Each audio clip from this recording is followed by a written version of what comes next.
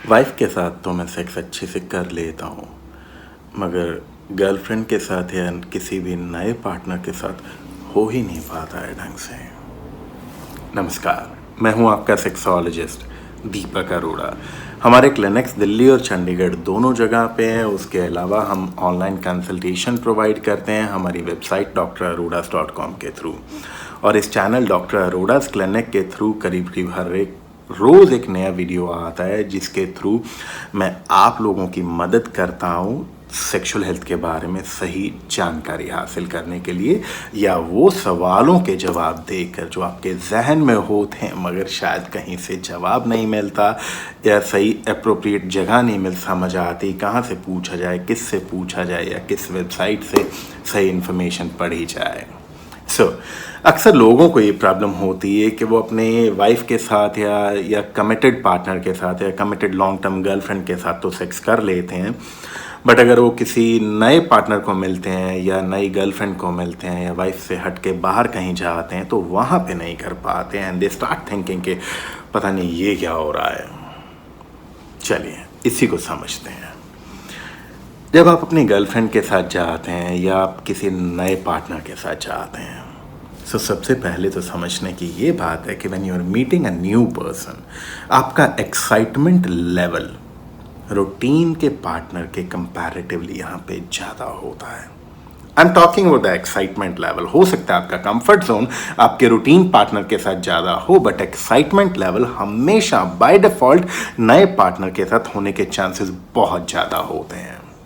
और दूसरी बात, जिन भी नए पार्टनर्स के साथ आप मिलने जा रहे हैं, चाहे तो आप वो डेटिंग ऐप टिंडर जैसे डेटिंग ऐप्स के थ्रू मुलाकात करने जा रहे हैं या किसी मसाज पार्लर में आप कुछ ट्राई करने लगे हैं या किसी भी तरीके किसी भी ज़रिए से आपकी कोई नई गर्लफ्रेंड बनी, आप उन लोगों को अपने बेडरूम तक लाने के लिए या उनके बेडरूम तक पहुंचने के लिए जो बातें कर जाते हैं ना, वो शायद आपको भी पता होता है कि आपकी असली परफॉर्मेंस से कई गुना ज़्यादा बड़ी बातें हो जाती हैं।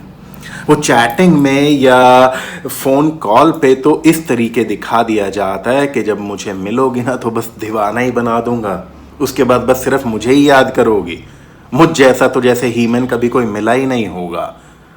ऐसा हालात उनके जहन में एक बना दिया जाता है, and she also starts expecting कि भाई ये तो असली मर्द मिल गया है, शायद ये तो करेगा तो पता नहीं क्या कौन सी जन्नत का नज़ारा आने वाला है। बट ये सब बातें करके आप अपने ऊपर बिना वजह का परफॉर्मेंस प्रेशर क्रिएट करते हैं।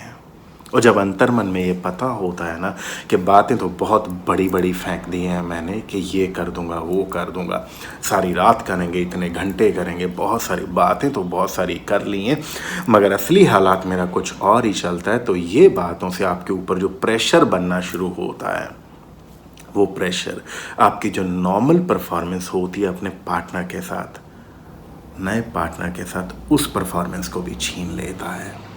So just keep yourself relaxed and keep your partner's expectations also realistic.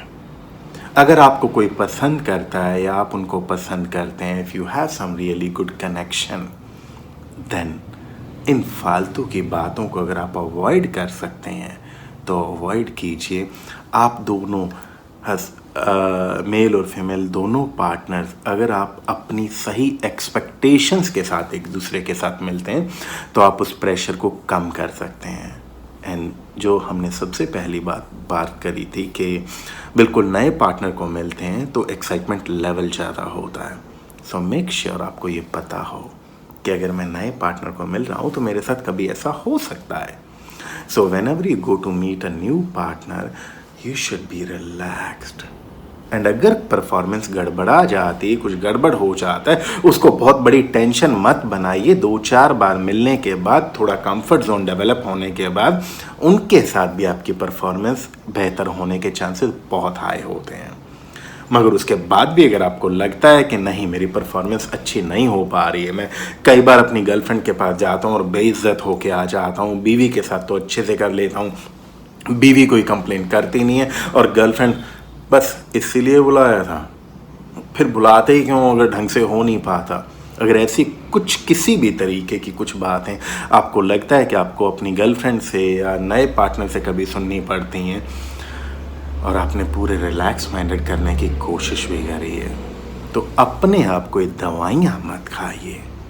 I have attended so many patients जो लोग ये बताते हैं कि सर मेरे को ऐसा ऐसा लगता था कि ऐसे हो रहा है, so I just went to the chemist, उन्होंने गोली लेके मैंने गोली खाई और गोली खा के मैंने सेक्स करना शुरू कर दिया। आप शायद किसी और को तो इम्प्रेस कर आएंगे, मगर किसी प्रोफेशनल की मदद लिए बिना, किसी डॉक्टर की सलाह लिए बिना जो आप दवाएं खाएंगे ना, उनके पता नहीं क्या क्या नुकसान आप अपने जिस्म पे लेंगे।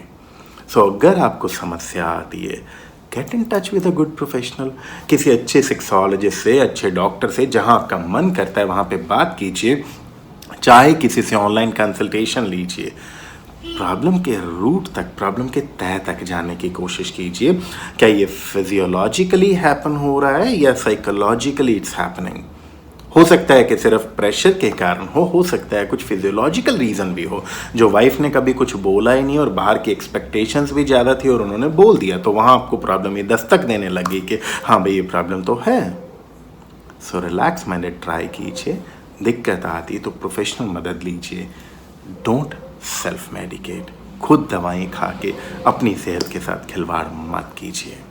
खुद से प्यार कीजिए, अपना ध्यान रखिए, और अगर मेरे वीडियोस अच्छे लगते हैं तो इस चैनल को सब्सक्राइब करना मत भूलिए। और अगर आपको ये वीडियोस लगता है कि हम इससे पूरी दुनिया में किसी की मदद कर सकते हैं तो इनको शेयर भी करना सीखिए। Thank you for watching and keep enjoying great sex life.